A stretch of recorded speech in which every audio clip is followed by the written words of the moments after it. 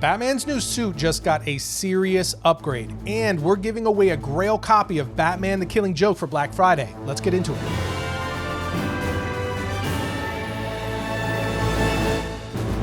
What's up, my comic comrades? The brand new Batman series by Matt Fraction and Jorge Jimenez is out and in the world and 3 issues deep. We already covered the first issue, which you could find right here. So today, of course, we gotta cover issues 2 and 3. And with all the Absolute Universe titles and KO event going on, how are you guys feeling so far about the stories going on in the main continuity titles like Batman and such? Let us know down in the comments. Anyway, Batman issue 2 starts off in the past at Wayne Manor, where we see Bruce walking with Tim Drake as Damian is washing the Batmobile, the 1989 Keaton Batmobile. And it looks glorious. In any case, as they walk by Damian, he says to Bruce, "This is beneath my dignity, father. The infliction of manual labor insults us both." But Bruce replies, "Damian, when I insult you, you'll know it." As we see Bruce is walking with Tim to one of his old pickup trucks to teach him how to drive. When Tim sees it's an old pickup truck, he says, "Oh, cool. Old trucks are cool." Bruce says, "They are. And if you're ever going to handle the Batmobile," as Damian throws water on Tim saying, "You idiot."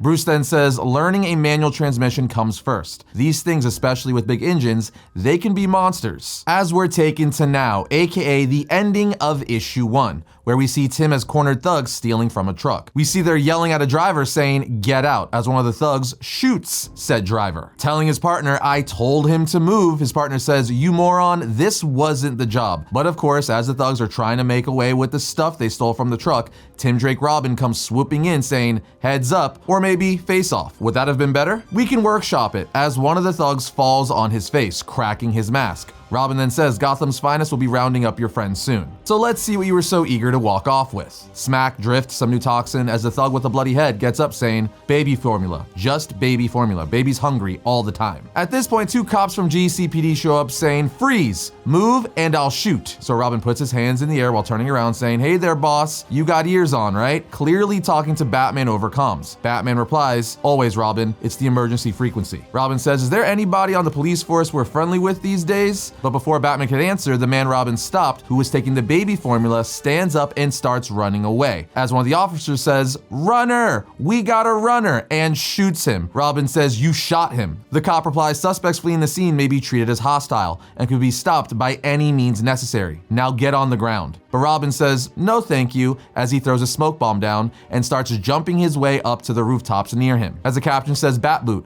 electromagnetic grip assist," explaining how Robin is able to do this, since, you know, he's not Spider-Man. But as he's jumping to the top of the roof, the cop shoots him as we see Robin fall to the ground. We're then taken back to the past as Bruce is giving Tim a driving lesson in that old truck. But Tim isn't catching on, which infuriates Damian, who jumps on the top of the truck saying, "Enough, you've been at this for hours, you incompetent moron. Father, he's a fool. I demand you let me try." But Bruce just calmly tells Tim, "Foot off the clutch." Tim says, but he replies, "Now," which causes the truck to come to a complete stop, sending Damian flying off the front of the truck. Alfred, while watching, says, "Oh, excellent, Master Bruce, well done," as Bruce tells him, "Okay, Tim, one more time, and remember to breathe." I love that Bruce was basically like, "Damian, you're a brat," by having Tim stop the truck abruptly. These little nuances and moments that define the relationship between Bruce and the different Robins are so good. All right, before we see what happens next, as promised, we've got a key comic to give away, courtesy of today's sponsor, Whatnot. That's right, this year for Black Friday, we are dropping an insane and extremely limited lineup of amazing Grail comics and collectibles in our Whatnot Buy Now shop. And to get the party started, we've partnered with Whatnot to give away this CGC 9/8 Batman the Killing Joke by Alan Moore. This is a legendary comic and a Grail piece for any Batman fan, and it's coming home to one of you guys to kick off the holidays. Now, if you're new to Whatnot, it's the best social media marketplace and live selling platform out there where you can find just about anything you can think of. So to enter for a chance to win this roughly $200 graded copy of The Killing Joke, all you have to do is click our Whatnot invite link in the description or scan the QR code on screen to create a new Whatnot account, which will also give you a free $15 credit to make your first purchase anywhere on Whatnot. Then once you're set up, come back and drop your Whatnot username in the comment section of this video to be fully entered to win the CGC 9/8 Killing Joke. However, if you use some or all of your $15 credit towards any purchase from Variant's Whatnot Buy Now shop or anywhere else on the app, on Black Friday, November 28th, you'll earn a bonus entry and double your chances in the Killing Joke giveaway. Either way, the winner will then be randomly selected on Monday, December 1st. But now you're asking, Tim,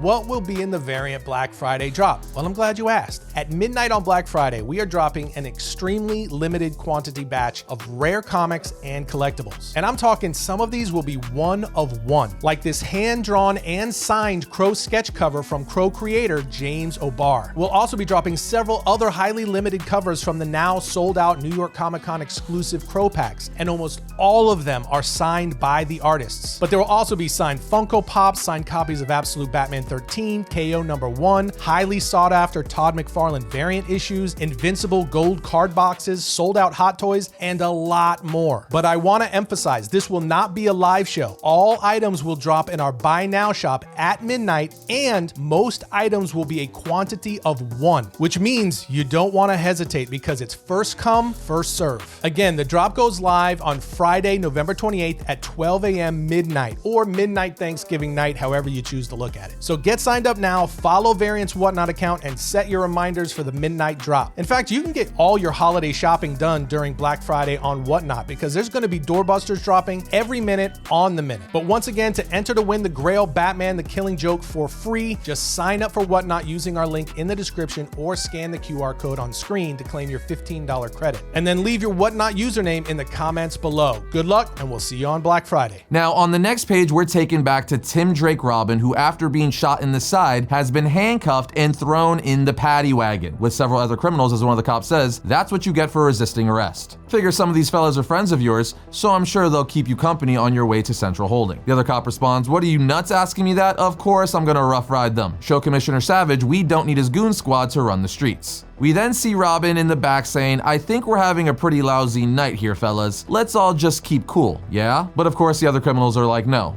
don't think we will," as the cop starts rough riding them, driving like a maniac, sending them all flying in the back of the paddy wagon, as they're all trying to beat up an injured and cuffed Robin. One of the cops then looks in the back, says, "Kid's holding his own," as the driver says, "Not for long," but ultimately Tim of course is able to break out of his handcuffs just before the paddy wagon runs over a batarang spike strip laid out by Batman, which blows the tires and causes it to come to a screeching stop. Batman then opens up the back and asks, "Rough night?" as we see Robin sitting on top of all the criminals saying, "Worse for them." But of course that one red-headed cop specifically comes out saying, "Don't move, you freaks," as Robin tells Batman, "Careful, Batman, that one shot a fleeing suspect in the back. Killed him, shot me too." Batman just stares at the cop as the cop points a shotgun at Batman saying, "Do it again if I got to." "I ain't afraid," but his partner says, "Hey Vargas, come on." Vargas asks, "You're on their side now? Known criminals and vigilantes?" His partner replies, "What are you talking about? They're on our side." Batman says, "Police brutality and murder puts us on opposite sides, officers." As Vargas says the vigilante. Vargas's partner then points a gun at him saying, "Eddie, don't you do it, I swear to God," as he points a gun at Batman. They have a stare-off cowboy style before ultimately shots are fired. Batman is able to block Vargas's shot with his cape, with some of the buckshot pellets hitting his partner on the leg,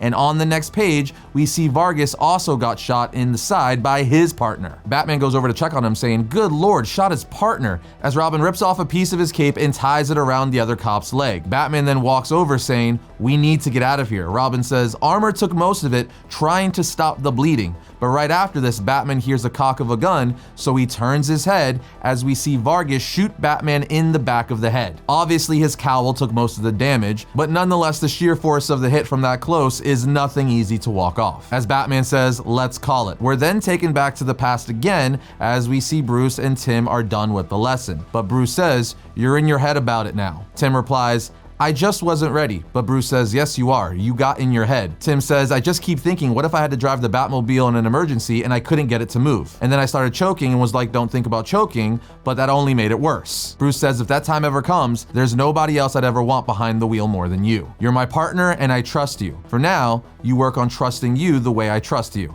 And we'll get there, okay?" As Tim says, "Okay. Thanks." We're then taken back to the present where we see that time is clearly now as Bruce is seen triple disoriented from the gunshot. Tim then says, "Batman, you still with me? Man, you really got your bell rung. We gotta go, more cops are coming. Batman says, okay, might throw up, but Tim says, well, don't. I'll tell Damian and you'll never hear the end of it. Robin says, patched up the cop the best I could. He'll hold until the EMTs get here, as Robin helps Batman get into the Batmobile. He puts him in the passenger seat, but Batman says, I'm okay, I could drive. Robin replies, I don't care how much armored plating you have up there, you just took a shotgun blast to the head. Buckle up, hate for you to get hurt, as Batman says, funny. Robin then gets in the front seat and Batman says, you're bloody. But he replies, yeah, I'm in better shape than you. Tim then looks at all the gears in the Batmobile saying, how many gears does this thing have anyway? And Batman tells him 13. He asks, what the hell do you need 13 gears for? Batman says, don't yell, got the 9 standard and 3 quantum gears for crisis events. And a secret gear. Robin says, secret gear? What does that even mean? Batman says, it means I have the coolest car in the world. Now drive it. As Robin drives them out of there, proving that Bruce was right in the past, that when the time came, Tim would rise to the occasion. From here, we see the GCPD, EMTs, and Commissioner Savage arrive at the scene of the 2 cops, with Vargas being pronounced dead and his partner taken to the hospital. We then see Savage take something out of his jacket pocket, as captions say, you all know what happened on our streets tonight. We lost one of our own, and the other is in critical condition. As we're taken to Gotham City Police Headquarters in Old Town, we see Savage talking to the cops holding a bloody batarang in an evidence bag, as he continues to tell them, what you might not know is who was responsible for the shameless, cowardly attack on our brothers. I know the mayor and your old leadership entertained certain arrangements with regard to amateur law enforcement in Gotham, but I'm changing policy. If the mayor disagrees, he can ask one of you to arrest me. Until then, consider these department-wide standing orders. Batman and Robin are now criminals and enemies of the GCPD. But from here, friends, we're jumping into Batman issue 3. Batman issue 3 starts off with a boy named Hudson Gray doing a civics project recording Miss Marjorie on his iPhone, asking how Gotham has changed most in her lifetime. She replies, oh sweetheart, all Gotham City ever does is change. She eventually says, maybe people change most. We're all on our own now, seems like. Nobody helps nobody, except for you know who, as she puts 2 fingers up on her head, making bat ears. She says, never say his name out loud unless you need him, Hudson. Here? He says, yes ma'am. As they hear gunshots outside, he then walks outside to her fire escape and zooms in on his iPhone to see Robin helping Batman in the Batmobile, telling us this was moments after the 2 cops shot each other and Batman was shot in the back of the head. As the boy videotapes saying, holy crap, we then see Vandal Savage and the EMTs and GCPD show up as Hudson continues to record as Vandal Savage pulls a batarang out of his coat and plants it on Vargas's body. I have a feeling that's gonna come back around. We're then taken to Mercy Hospital, where Savage goes to visit the one injured police officer from the scene, as Commissioner Savage asks, why wasn't this mentioned in your report? Officer says, I didn't see him, sir. Savage replies, you and your partner believed you apprehended Robin. The Batman came to his rescue. Savage then grabs the oxygen tube that's helping the officer breathe, crushing it while saying, say his name, officer. Put him at the scene or you'll never say anything ever again. But luckily for the officer, a nurse comes in saying, stand back from the bed, please. Savage says, poor man just began gasping. With that, Savage leaves, but we see Bruce with flowers come to visit Tim at the hospital, as remember, he got shot in the last issue. But when Bruce knocks on Tim's room door, Tim's friend Bernard, who is visiting him, walks up to Bruce and says, Bruce, hi, step out with me for a second. Tim needs rest. Bruce says, of course. Bernard then tells Bruce in the hall, thanks for coming. Bruce is all like, sure. Bernard continues to say, you know, Mr. Wayne, I realized something funny the other day. Whenever you and Tim go off on one of your little bro weekends, he always comes back beaten up to hell. Weird, isn't it? I mean, whenever he spends time with you, he gets hurt, as Bernard snatches the flowers out of Bruce's hands before storming off. So clearly Bernard thinks that Bruce is abusing Tim or something of the sort. And as Bruce is standing in the waiting room, he hears the TV say, who gets to decide who's sane and who is not? I'm not comfortable with that framing. As we see Dr. Zeller and Hugo Strange on TV, as Hugo is criticizing Dr. Zeller's practice, saying, you may as well have at your patients with a machete, and then call it surgery. The moderator says harsh words from psychologist and patient advocate Dr. Hugo Strange. Dr. Zeller, a response. She responds, dysfunctional of electrical brain activity in the brain can mean profound control dysregulation. My device gives some of the patients some of that control back. Fear prevents us from having a say on how our minds respond to the chaos of trauma, but it requires trust, care, and time. The Crown of Storms helps regulate electricity in the brain. It calms overstimulated regions and excites understimulated ones. And along with psychiatric medical and Hugo Strange and Interrupt saying, so you take money from Big Pharma with one hand and Wayne Enterprises with the other. What a perfect scam. Selling snake oil would have more dignity. Dr. Zeller, has receiving funding from Wayne Enterprises compromised your work? She replies, we received a grant from the Wayne Family Endowment that financed our pilot program. They have no oversight or input on my work. That money has gone into building a prototype device and launching our first human trials. Human then says, I don't need your trials to tell me I am human. If Nazi like you applied your devices to Van Gogh, he never would have painted Starry Night. Zeller replies while picking up her Crown of Storms device, or maybe Van Gogh would have painted 100 Starry Nights instead of dying in agony at the young age of 37. From here we see Bruce sparring with Damian, but Bruce is clearly distracted about everything he heard from that debate with Zeller and Hugo. He also tells Damian while they spar, you've been accepted into Gotham U 4 years early. Attending at your age would be an exceptional honor and challenge. Training with the League of Assassins taught you much, but there's a world out there for you to discover, Damian. Damian's all like, I studied combat, martial arts, medicine, criminology. What subject could I have possibly left unmastered? Bruce says, the important ones, son, literature, history, poetry, and girls. They have girls at college, Damian, smart ones, as he lifts Damian up with one arm saying, it's okay to be scared of the outside world, Damian. Damian says, scared? As he kicks his dad in the balls. Damian then takes his sparring helmet off saying, I fear no man for my mission is righteous. How could you forget? It was you who taught me. Bruce then asks Alfred, have I ever done that to you, Alfred? He responds, physically, sir? No. Spiritually? Many times. And remember, Alfred isn't alive again. This is an Alfred that exists in Bruce's mind. Elsewhere, we see Jim Gordon calling Harvey, who has his own business, Bullock Investigations. And Jim says, I need you to toss up the signal. Something's up with Savage. Bullock says, something's up with Savage? Real genius detective work there, Jim. Jim says, Harv, I'm serious. The GCPD has declared open season on bats. It's about to get ugly. Harvey then says, aw hell, consider the bat signal active, as he literally just puts a little cute bat plushie with suction cups to the window of his office. We are then taken to Wayne Enterprises, where Bruce is talking with his board, as one specific member is trying to convince Bruce to take up government contracts, saying you're leaving money on the table. But Bruce is all like, I'm leaving it on the battlefield, Blake.